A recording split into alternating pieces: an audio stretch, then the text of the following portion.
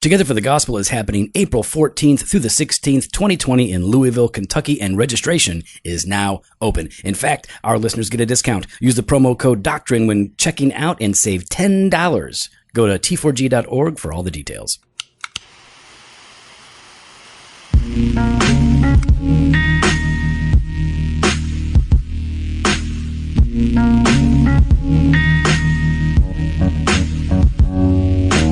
Welcome to Doctrine and Devotion, a podcast exploring Christian faith and practice from a Reformed Baptist perspective. My name is Joe Thorne. I'm the lead pastor of Redeemer Fellowship in St. Charles, Illinois. And I'm Jimmy Fowler, executive pastor at Redeemer Fellowship. It's been kind of a busy week. It's been a busy week, busy season. Lots of running around, Yep. getting things done. Yep. Now, you were telling me something the other day that was pretty exciting. You said, I hope I do this well. And so I was praying about that thing that you were doing well at your business. Oh, and yeah, you yeah. thought that it went well. Has it indeed continued to go well? You don't hear about those things for a while. Okay. All right. So I'm no news naming is it. good news right now. Yeah, but I'm claiming it. Wait, you have to name it first. I did. I named it. You named it? In my heart. Okay. In my spirit. Okay. I named it, and I'm going to claim it. You're going to claim it. At a future time. All right, cool. Tell me how that works. Yep. Because I can get in on some of that. There's some things that I'd like to name and claim. Yeah, what would you like to name and claim? A vehicle that runs? My vehicle's running, right now. Fred Flintstone runs. It's running. Sometimes it doesn't start. It just click, doesn't start. So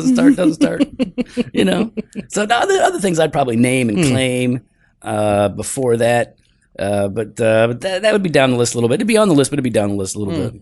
I probably would just not a car. If I'm going to name it and claim it, man, I'm going, I don't know, Tesla or something. Really? Something different. I figured like you would name and claim like a room full of cigars that'll last you a month. Yeah, that's obvious. Well, first of all, depends on how big the room is. Okay, if it's the size of my office, full, that lasts me a year. No, it wouldn't. Sure, it would. Full, yeah. Oh, like in between everything? No, I'm just saying, like all the walls lined. Yes. Boxes of cigars. Yeah. That's done. Not a year. Yeah, totally. No. Stop it. I'll give you 6 months tops. Okay. I'll bet. Oh, look at this. Yep. Okay, I'll mute that. So, how's today? Has today been okay? Good day, stressful day? Yeah, stressful. Well, every day is a stressful day, but it went well. Yeah. I got a lot done, had a lot of good conversations, and yeah. Cool. Yeah, got some things kind of figured out, and no complaints. How about you? How's mom doing? Well, first of all, I've got plenty of complaints, but we don't have time for that. Oh, okay. Yeah, I'm actually, after this, I'm going to go check on my mom. So far, so good. Things are going well with her.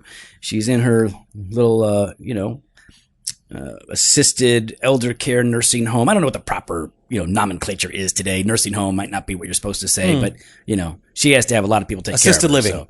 No, because assisted living is when you're pretty mobile. You can even take care of yourself to a large degree, but you're assisted. Yeah. It's called hospice. Yeah, no, that's when you're almost dead. Yeah, I've met your mother. She's not almost dead. My grandma was in hospice care for some time, but no, my mom is.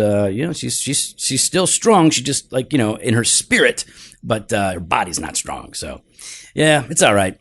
It's all right. You know what I like? What's in that that? moment when you made that comment, 50% of our listeners hated your guts. Yeah, I know. There. Oh, they were just like, oh, Jimmy is so mean. And now you know what it's like. What do you mean? Now you know what it's First like. of all, again, we've told you from the beginning.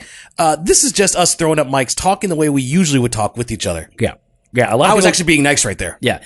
And Jimmy, That's a Jimmy way. edits. That's a way to help Joe cope Right. with what he's going through. This is a coping mechanism. Jimmy helps me by making me feel worse than my situation actually makes me feel. Exactly. Then when I go back to my situation, I go, oh, it's not so bad. You're welcome. I could be talking to Jimmy right now. Oh, well. Sometimes in our back and forth, in our conversations, in our discussions, and our joking, sometimes there is a little bit of miscommunication. Miscommunication. Yeah, sometimes. Mostly, not usually with us because we pretty much know what each we're other's pretty- thinking. It's a We rare oftentimes finish each other's sentences. I was going to say sandwiches. We do that Remember too, though. Oh no, that's actually from a. Never mind. That's from a Disney movie. I don't watch Disney movies. Oh, Yeah. it's from Frozen. You're welcome, y'all. Hey, I did watch Frozen, but I don't remember that line. Yeah. Anyways, it's at the beginning. Okay. Well, we're going to talk about miscommunication today because it happens to everybody. Like most marriages are stressed out, and many of the fights, probably most of the fights that happen in marriage. Our miscommunication, or I had a great joke and I decided not to joke. And that is I'm growing. That's your contribution? That's my which contribution. Is not contributing? Was to not contribute I like this. to you. This is really good. But yeah, not just marriages, but family. Like, like within the family, siblings, things of that nature. Business that happens. And, hey, it happens within the church. All the time. All the time. Not just for those that are in leadership with the congregation, but brothers and sisters in Christ miscommunicate with each other often, and sometimes the elders are brought in to kind of deal with that. And you know what we're talking about when we say miscommunication? We're talking about those times when one person is trying to say something or do something, and the other parties involved either receive it wrong or it is sometimes the error is on the receiving end. Sometimes it's on the giving end where you're actually miscommunicating what you're trying misspeaking. to do. You're not very clear on what it is that you're trying to get across. So some people misinterpret, some people miscommunicate. Yeah. Sometimes it's both. And so we thought we would talk about this because we have to deal with this all the time, right? It's just a natural part of life. And let's talk about, miscommunication and like maybe what are some of the more common miscommunications, like the most common things that in your mind, Jimmy, that what comes to mind when you think, hey, that's something that gets miscommunicated on my end, or that's something that I see? Yeah, I think what really gets often miscommunicated is expectations. So sometimes throughout, as a guy who runs a business, like this actually probably is a major thing. Exactly, where people have these high level of expectations on what I'm going to do for them. And it always boggles my mind because I go, I have the text thread as well as the emails. Like I had a situation where, and this is a large account. So that means there's a lot of money at stake. Yes. And this account, I guarantee you, all of you have been to this customer of mine. Okay. Every single one of you have. And so you have partaken. I can't say who it is, but you've enjoyed the golden arches. And so you passed through the golden arches.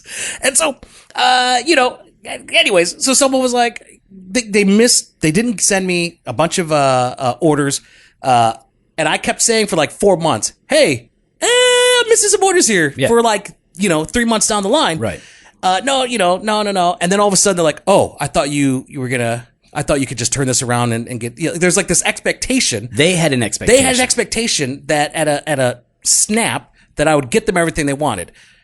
Now I made it happen because so maybe their expectations, Jimmy, were unfair. There you go. Sometimes they're unfair and sometimes they're unrealistic. For this case, I'm able to do it because I am amazing. You are the fofo. I am amazing. Yeah. But it was a bit unfair. And oftentimes, though, within the church or within our normal relationships, they're just unrealistic expectations where we expect people to maybe, once they've apologized, to change overnight. Right. We expect that there would be drastic change within their lives, or we expect that they're going to somehow fulfill this unmet need that we have, and we haven't even expressed that need to them yet. Right. And we'll talk about like how we actually wind up miscommunicating expectations in just a bit. But why don't we talk about like intentions and motives, right? Because that's something else that is frequently miscommunicated. This is really critical in the more relational aspects of our life, right? When like the why behind what I'm doing. Sometimes in business, it may not matter to everybody what the why is, or in the military, you don't need to know that right now. Yeah. What you need to do is just do what I'm telling you to do. I'm communicating. It's kind of like in John Wick 3, I haven't seen it, so don't talk about it. Oh. I know he gets on the horse. I know. No, but I didn't see it yet. I will serve. No, stop. I will be of service. No, you just ruined it. Yeah, I ruined everything for you. Great. So our intentions, right? So especially in the church context or family context, intentions and motives matter, right? Yeah. Because you've got a relationship, you've got somebody that you care about, somebody that you are invested in, somebody who's invested in you. And so the why behind the what oftentimes really matters. And so you can oftentimes miss the opportunity to explain the motive that you have in asking somebody to do something or in offering something to them, or you can just go about and misread someone's motives, right? Yeah. You can import meaning to what they're doing, which may not be fair. I think another one that I think of, and I see myself in this category more often, is I miscommunicate my feelings. It's because you yell all the time. And that's what I'm trying to get at. Is so I come off angry when really there's a bit of fear about something, right? Like, so if I'm afraid that something wrong is going to happen because something was missed, instead of just, communicating my fear and why I'm afraid of this, I just react in anger to fix it. Right. Now, I know you're talking there primarily about, I'm talking there in corporate setting, context, but because I can say, in the years that we've ministered together with alongside the other elders, I can say I've never heard you raise your voice. I've never heard you yell. Well, yeah, except that one time. There was that one time. I'm about to say you didn't hear me yell. The world heard you yell in that particular situation. That situation called for a certain sense of directness and bluntness. An increase in volume and intensity was required in that particular situation, and it was actually God used that, and it was very good. So the moral of the story is I am allowed to yell anytime I want. You're the only one. I'm the only one, but you get one a year. Oh, so you got to, all right. I'm done until 2020. 2020, yeah. All right, go ahead. Sorry. So I was going to say though, but I just want people to know that, different contexts oftentimes require different ways in which we communicate. And that, of course, doesn't justify everything. It certainly doesn't justify berating anybody. No, absolutely. But again, just to use the military metaphor, or context, volume and intensity is absolutely necessary, right? Yeah. You've got to get things through. You've got to be quick. You don't have time for politeness. So there are different contexts in which that's going to be needed. But I just want to say, in case anybody's wondering, Jimmy is a very good pastor. I'm glad. You are one of my pastors, and I look to you and the other elders as my pastors. And I would say that you're not that way in general. You are very, I think, reasonable and calm as you deal with me and other people. Except for that one time. I really appreciate that. On the flip side, I'm concerned with how you are interacting with people. Really. By not interacting. By not talking. Yeah. Just kind of stuffing it all in. Bro, do you even pastor? I do. I just don't feel. Oh, there you go. That's the difference. You pastor without the feeling. Yeah, I ain't got time for the feelings.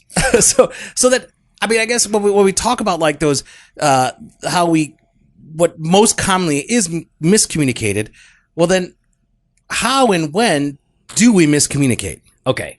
One easy one, right? That I notice a lot, one that I work on is when people react quickly over responding thoughtfully, right? So you can miscommunicate, because you may even have the right motive. You can have the right heart. But when there is a crisis or an issue at play that is important to you and you encounter it, if you react quickly, you're not being slow to speak, you're not thinking, you're not praying, you're not doing those things. You react quickly and you are likely to miscommunicate not only your motive, but also your point. You're likely to be sloppy. And so I think that impulse, right, to be first or to be quick, you talk about this a lot, like, people on Twitter, Twitter is... or myself on Twitter, yeah. It's great, or on the podcast. It is, these are great tools, but they allow for, and they almost call for immediate response. Yeah. And I think we've transferred the how we communicate in that medium to how we communicate in IRL. Yeah. In real life. See, right. Are you kind of impressed that I know that? Yeah, that's an old one. Is it? I just learned it. Yeah, of course you did. I was yesterday years old when I figured that out. So yeah, reacting quickly over responding thoughtfully. Let's talk about that later. The responding thoughtfully. How else do you see us communicate? Well, you were touching on this earlier about when we're unclear and when we're vague in our communication. So I place personally a high premium on people communicating with me directly and clearly. I don't get offended when people say things that I might not like, right? Right. If they're just being honest and direct with me, sure. For me, that's like, thank you. That's gold. Thank you for caring for me. Yeah. To make sure that I understood your position and where you're at. Then I never have to second guess. I never have to think, what do they really think? For us, a ham-fisted communication of truth is better than a soft and delicate miscommunication of ideas and intentions. Correct. And so, oftentimes like we become maybe out of fear. We're afraid of hurting other people, or we're afraid of maybe that we'll turn them or push them away. We're unclear on the things that we should be saying. And then essentially we're not helping them, especially if it's something that is something needed for their own personal growth and change. The most loving thing we could do then is to help them see their need to change, or just whatever it might be, and just be very clear.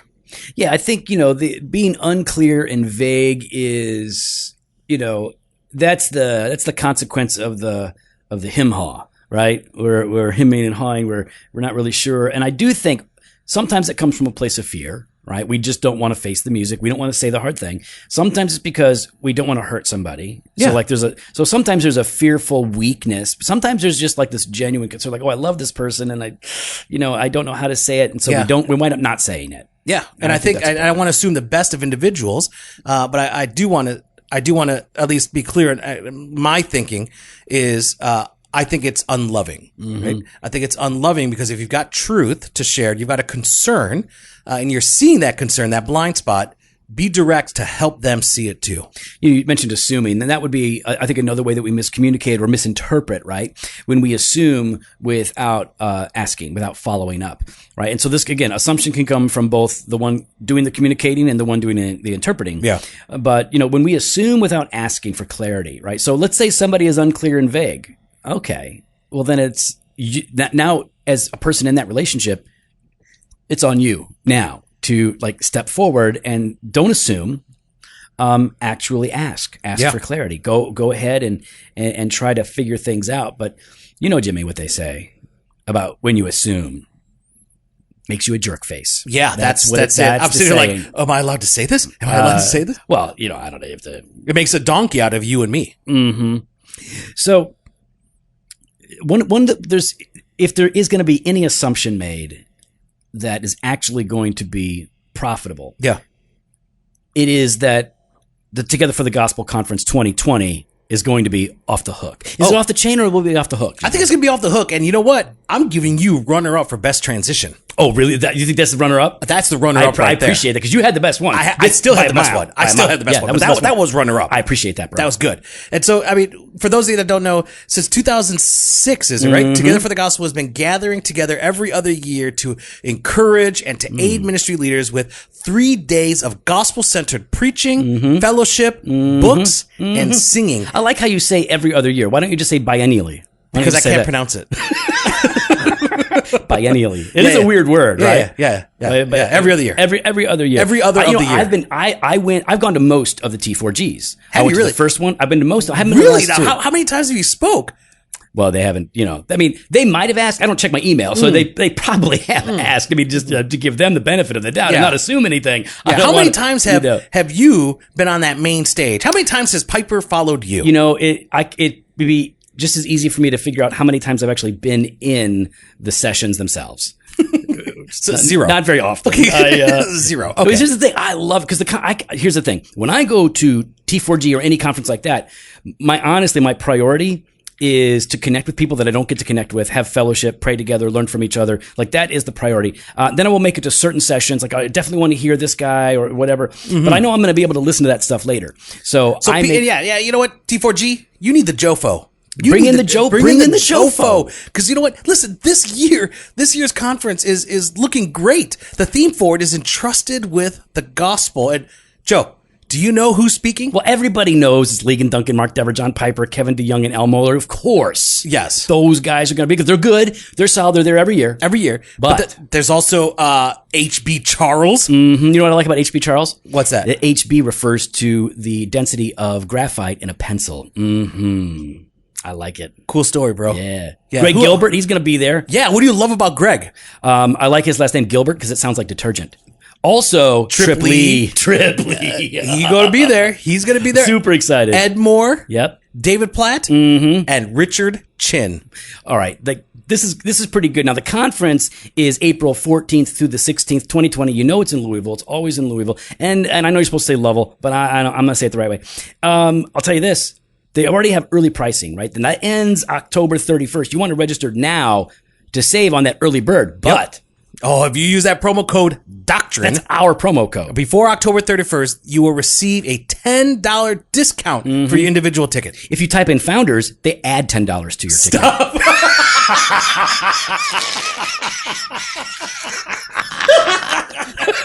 Sorry, T4G. They're never gonna sponsor our podcast again. You can register I'm today. joking. Come on. Hey, are you being...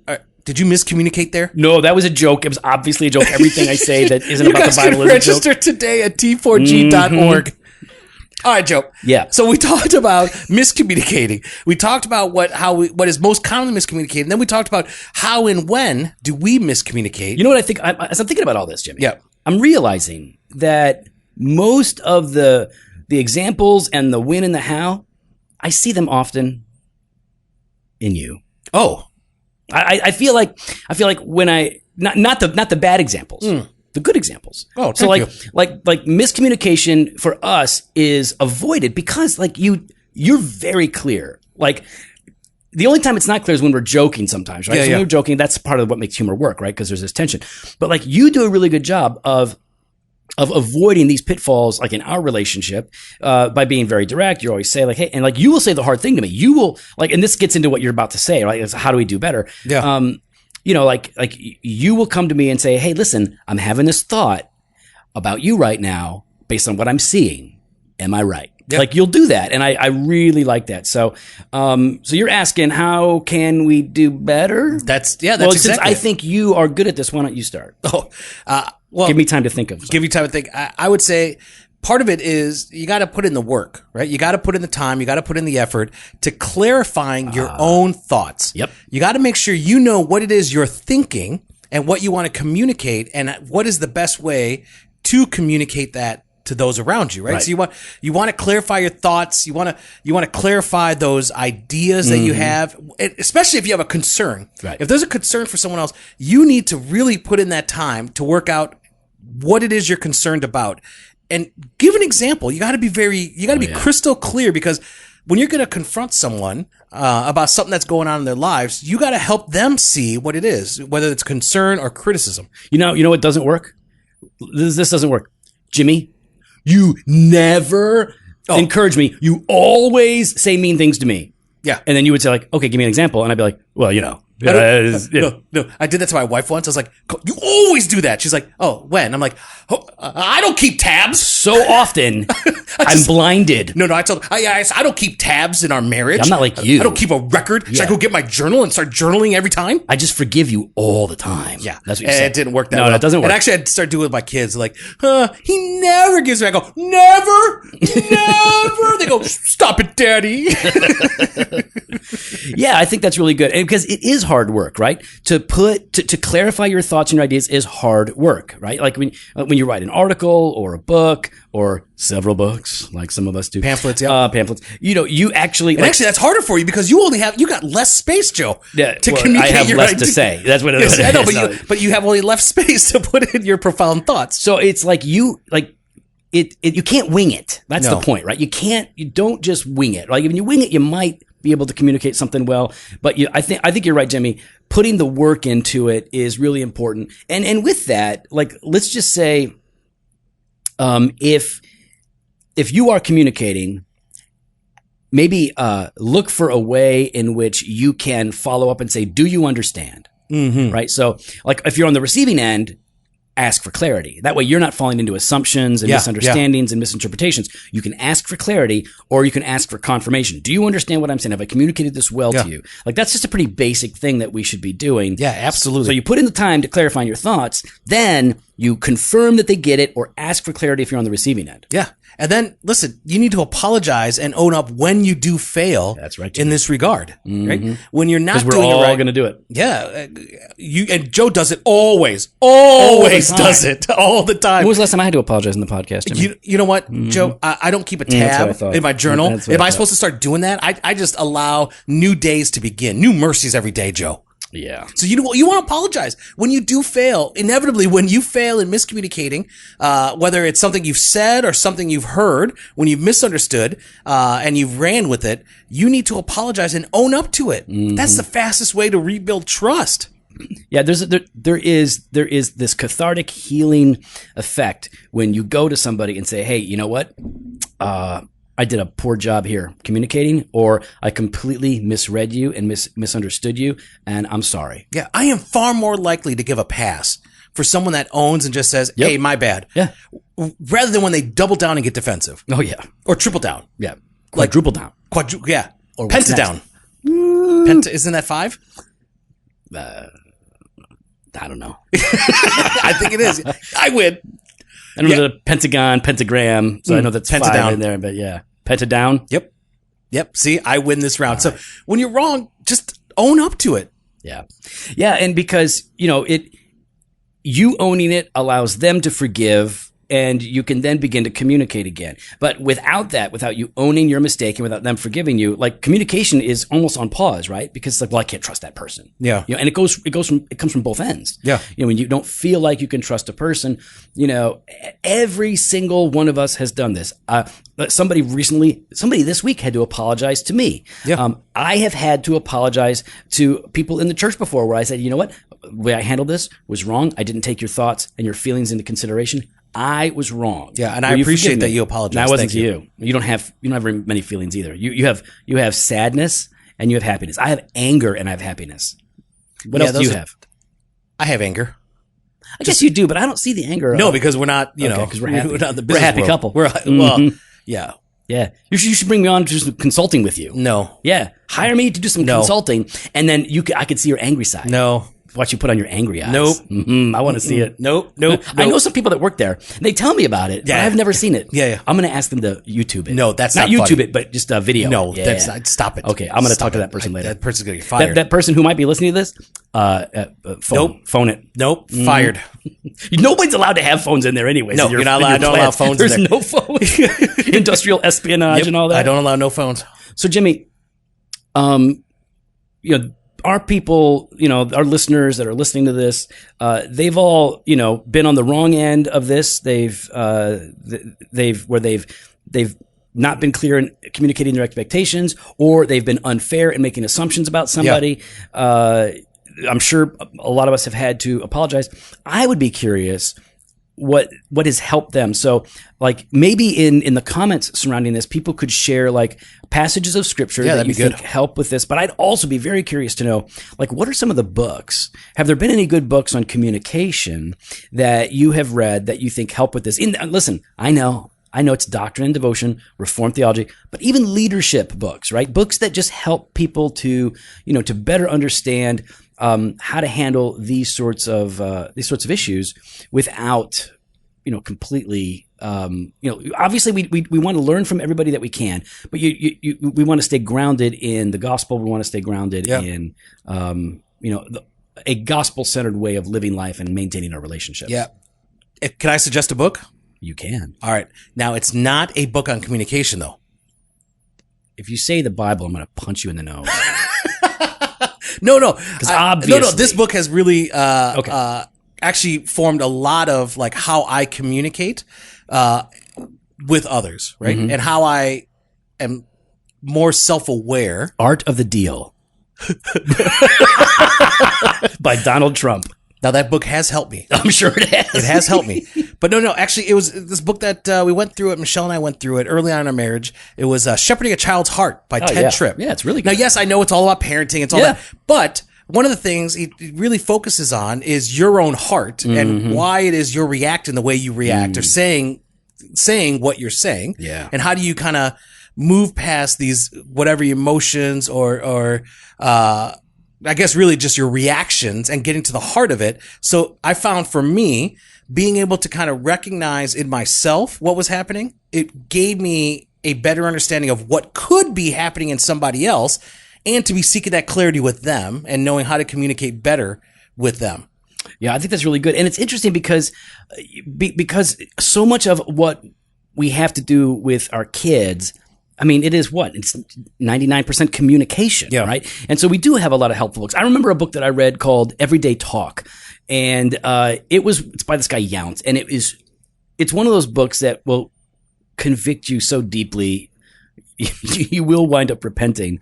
But again, it's focused on how to talk to your kids naturally about God, but it uncovers a lot of these principles about best practices of just talking. I think it's interesting that you brought that up, like, because we hadn't talked about a lot of this, and so the idea that you brought up shepherding a child's heart, dealing with the inner person, the heart, and not just getting them to obey, but getting to understand them. Yeah, because I want to get past the surface level of what is being communicated to get to the heart level on what's driving that. So what's interesting? My kids, the two younger kids, okay, they like to listen to the Warrior Kids podcast by Jocko Willink. So some of our people know who Jocko Willink is. Jocko Willink is a Navy SEAL. He just looks like a human monster. He just looks like he would destroy you with his bare hands, and he could. So Jocko Willink he's got his own business, and he is well respected. People bring him in all over for coaching, for advice, for leadership. Anyways, he has written these books, Warrior Kid, and he has a podcast for kids. And so last night we were on our way to community group, which is our small group, and the kids were in the back. We want to listen to Jocko. We want to listen to Jocko. So we put Jocko on. And so Jocko is telling the story. It's from one of the books that he's written for kids. And there's an uncle who was a Navy SEAL, retired Navy SEAL, helping out his nephew become a warrior kid, like taking responsibility and doing all this stuff. And one of the kids writes in and he says, Jocko, why isn't he more strict with that little boy? Why isn't he more strict with his nephew? Why doesn't he just hammer home what he needs to get done? Why doesn't he act like a drill sergeant? And I had my own thoughts, of course, what he might say. But then what he said is because he wants the young boy to want to do the work. Yeah. If he just commands him to do and yells at him and says, get these things done, he might do those things, but he's not going to buy in. Right. So it's like for the uncle, the aim was to communicate the value of these disciplines, not just the stark naked commands that would build the disciplines. He wants him to communicate the value of the discipline, get him to buy into the discipline so that he can go on. So it's interesting, all this talk about kids and family and I mean, it's really like I guess, like I was saying, like the breeding ground, right? Of like how to learn how to communicate, not just like marriage is one aspect. So is having a child, right? In marriage, now you're faced with someone else that has their own thoughts, their own feelings, their own expectations, their own motives, interior motive. And so you're trying to sort through that, but they're rational. Yeah. Then now you got to go to an irrational child. They're not all rational. What, women? I didn't say that. I just said they are not spouses? Spouses are not all rational, especially Jen? No, Jen is very rational. Wow. Jen is logic on fire. Why would you say that? Then why would you say that? Say like not all spouses are rational. They're more adult. Rational. They're more rational. They're adult. There's a maturity there, and then learning how to do that with a child that's next level. Yeah. Well, here's what I think. I mean, now that we're talking about it, I think that there are a lot of adults, a lot of parents who have learned to communicate very well in their business or among their peers, but they have not yet learned how to communicate with their kids. Yeah. But I think if you learn how to communicate with your kids, that will translate to how you communicate with adults as well. Yeah. So I think it's more foundational. It's more foundational. Yeah. And I just want to give a shout out to our children's ministers out there, those that are ministering in children's ministry, whether you're the children's pastor, youth pastor, Sunday school teacher. That right there is some great work that they're doing, right? And that's a difficult work, and I have a lot of respect, and I love those children's ministers specifically and youth ministers that sense that this is my calling. This is not a stepping stone to reach lead pastor or senior pastor. This right here is where God has placed me. I understand that this is my calling. And I just have a huge amount of respect for them because of this aspect of how do you they're figuring out how do I communicate at a certain level in a culture that continues to change. By segregating the church into age groups and stripping away the kids from their parents and not having a family integrated church where everybody's in one service together. Well, we'd love to hear your thoughts, as Joe said. You can follow us online on Instagram and Twitter at Doc and Devo or on Facebook /Doctrine and Devotion. You can head to the website, doctrinedevotion.com. There you can contact us. We've also got a banner there. We got a banner there for our Doctrine Devotion West Coast Conference happening September 28th in Rancho Santa Margarita. If you can't make it to T4G, you can definitely make it. Oh no, you could do both. Why can't you do both? Maybe they're financially restricted. But it's only $40 here, and they got a discount over at the other one. I'm just saying, if you can't do both, if you can't make it to that one, you can definitely listen. Either you do both, or you do ours. That's all I'm saying. That's all I'm saying. So, doctrineofmotion.com/West. You're going to want to register. We're going to send out the details for the hangout happening Friday night for this one-day micro conference on contending for the gospel. I call it a macro conference. Macro. It's a micro because you're Totally there. macro. No. Big picture. Pouring out of the Spirit. Fresh Pod every Heavy doctrine. Monday and Thursday. Make sure you head on over to t4g.org and register for the Together for the Gospel Live conference podcast. happening April 14th to 16th in Louisville, Kentucky. Lovell. Later.